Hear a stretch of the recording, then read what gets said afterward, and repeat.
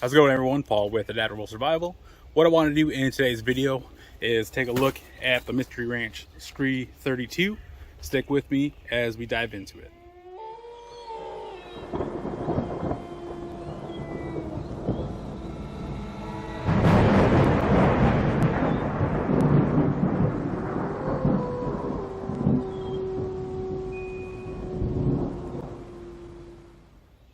So this Scree 32 I've been using for about a year and a half now.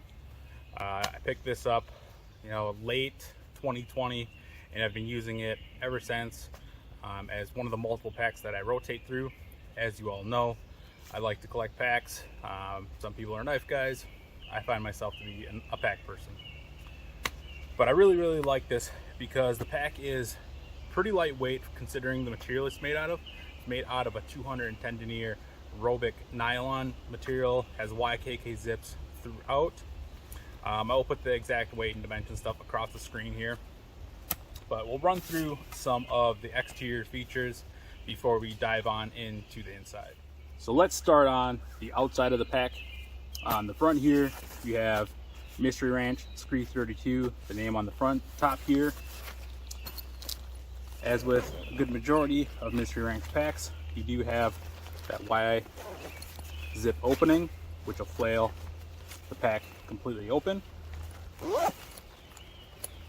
As I said, there are YKK zips all throughout. Then you do have daisy chain that runs down both sides of the front, that with a little loop at the bottom so you can connect your trekking poles or anything else you want to connect to the front. And then you do have these shock cord loops here to attach those and strap those down. Other than that, there is not a whole lot of features on the outside. You do have a compression strap at the bottom here. On the sides you will as well, and they do have retention loops or retention Velcro there, so you can manage some of that extra webbing. The pockets on the side are like stretchy mesh. I just have my Grail Ultra Press in there right now with this nice stretchy mesh that will stretch a little bit, not overly stretchable, but it is thick. I've taken this through all sorts of different terrain and haven't had any kind of major snags, although that can happen with this material. Get a close-up of the top here, so you'll have two zippered compartments in the brain if you want to look at it that way, little pull tabs. So just open that up and then you can keep miscellaneous quick access items in there. I just have some lights and a headlamp in there right now, and then a bigger pocket in the back here, and I just have some wilderness wipes, my bleeding kit, and then that is nice and large. It's this round, and you could fit quite a bit of stuff in there. And then you just do have a mesh bottom that sees down into the main portion of the pack. All right, so let's take a look at the back of the pack, or the back padding that would go against your back and the shoulder straps. So up top, you do have some load lifters. You do have an open portion on the back here, which I'll touch on in a minute. Going down the shoulder straps, you have some daisy chain where the sternum strap sits, and that's easily adjusted by taking that in and out of the slots there. Across the back, you got some nice padding. It's not overly done, just enough to kind of give you a nice padding from any of the gear that are on the inside. Nice solid lumbar pad, which on the back side you do have this pass-through with Velcro in there, which the hip belt will sit in. Now, I don't use this hip belt at all. For me, I don't carry enough weight in here to justify using it, and the pockets on the waist belt itself are just not big enough for anything that I would store in there. But you could always put, a bar in here, a little battery brick, just about anything you want, and it would fit just fine. Up on the top here, where the load lifters are, you adjust these out. That will allow you access to this back panel here. You tear that up, you do have a frame sheet in here. So this has the Mystery Ranch Futura yoke on here. So you take this out whenever you want to adjust it, and you would break the Velcro in the back here with it. So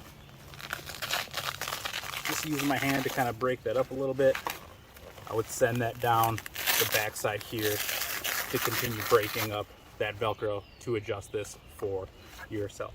So let's run through how I have this loaded up. So what I have this loaded up right now is just overnight hammock set up for the summer. It's one that I'm just out here day hiking with to kind of scout out this area to see if this would be a good spot for the overnighter. But running through what I have in here, I just have a 40-ounce clean canteen with a human gear cap. This other side, I have my Grail Ultra Press.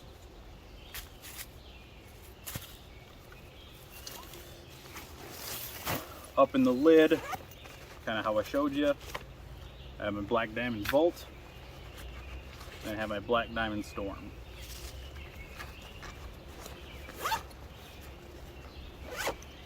This top lid, as I showed before, just have some wilderness wipes and then my bleed out kit. Going to the inside of the main pack, I just have my pouch for my mic, my food bag with a little bit of snacks in there. This is a down puffy blanket from Get Out Gear that I've been testing. My pouch with my battery bank. My Faru Ultralight pullout has some more wipes in there along with my drink mixes, hammock straps,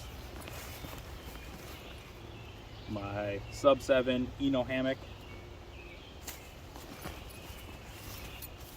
my X-Pad sleeping pad for the inside of the hammock, bug net just in case it gets a little buggy, and then tarp I've been messing around with is just the Marine Corps utility tarp. So now I kind of got this zoomed in so you can see in here. This front zip goes all the way down, so I can actually just flail this open. The inside, you do have a little sleeve for your water bladder. They have another Velcro area here where there's another frame sheet. There's a port up top where it runs out your hydration bladder. And then you do have these pockets that are stitched into the inside here.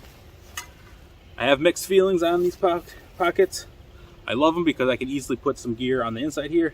At the same time, it becomes a little cumbersome when I'm loading this out. But in this side, just have a couple of knives that I'm testing today, we'll be doing videos on today. This side just has my shelter kit, which I've done a video on. These pockets go about all the way down.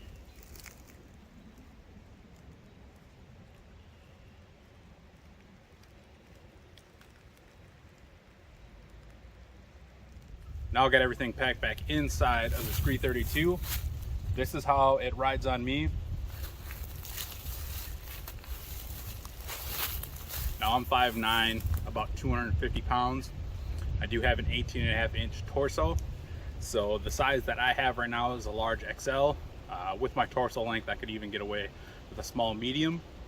So I highly recommend you figure out your torso length, because that's gonna let you, allow you to figure out what size of frame of a pack you need. It's not based off of your height, it is based off your torso length. If you want me to go into a video talking more on that, let me know in the comment section down below. So the Scree 32 comes in both a men's and a women's version in a whole host of different colors. This colorway is called Wood. I really wish Mystery Ranch still made the Scree 32 in this colorway. I really like this colorway. That would be one of the only cons that I would personally have with the Scree 32. The other one being up where the plastic frame sheet meets with this material at the top. When I'm hiking, I can hear it creaking, and that's just, I'm assuming, from the fabric rubbing against that plastic frame sheet. Not a major issue, but can kind of drive you nuts if you hear it as you're hiking around. Price point on the Scree 32 is $209. I have seen them on Amazon for certain colors about $190. The fabric has held up really, really well, going through brambles and thorns and all sorts of off-trail brush. I haven't had any snags, haven't had any runs or tears happening on anything on the pack itself. Not to say that that can't ever happen, but I haven't experienced that. With my reviews, as you all know, I'm going to give you my honest experience with the products, what I liked about them, what I haven't liked about them, and I leave it up to you to decide if that gear makes sense for you in your situation. I just want to give you a different perspective and a different insight on the use of that gear. In the comment section down below, let me know what packs you've been using lately. As y'all know, I'm a pack junkie. I'm always looking for another pack to buy.